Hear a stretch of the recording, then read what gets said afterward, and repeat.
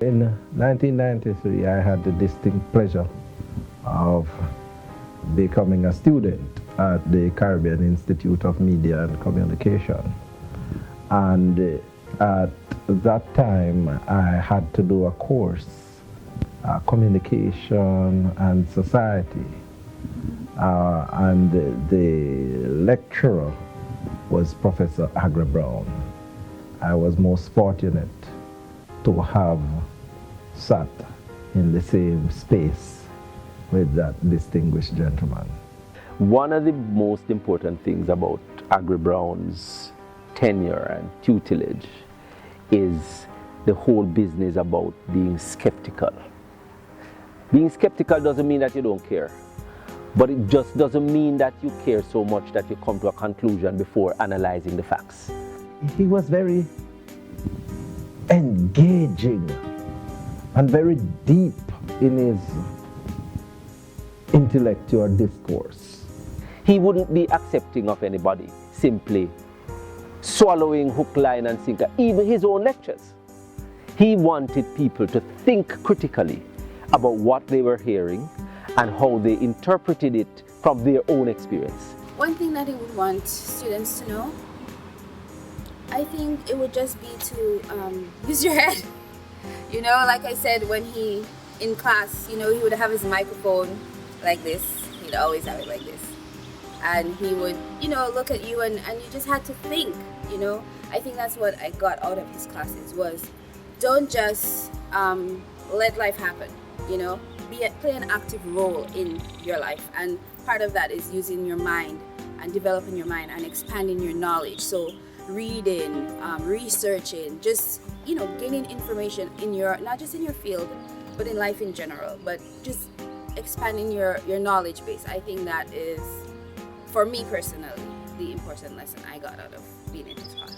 The other thing about Professor Brown that's a fond memory of mine is how he seemed to have been a visionary, always thinking way beyond where we were on that day when you're actually in a lecture with him.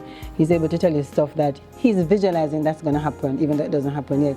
But you think about him and you realize that this is somebody who was way beyond his years. I know that Prof loved the arts. He supported the arts.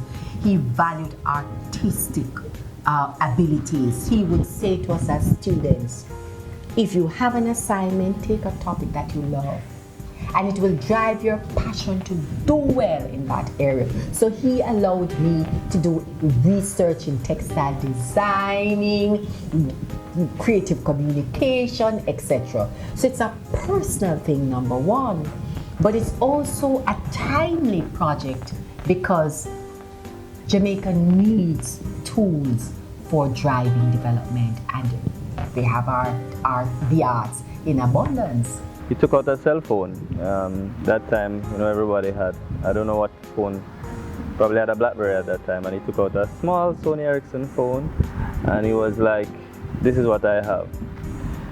And he said he doesn't see the need for any other phone, a smartphone or whatever. He's smart enough, and the basic function of a phone will never change. So regardless of where the power button is situated or how much buttons it has, a basic function of a phone is to make and receive calls.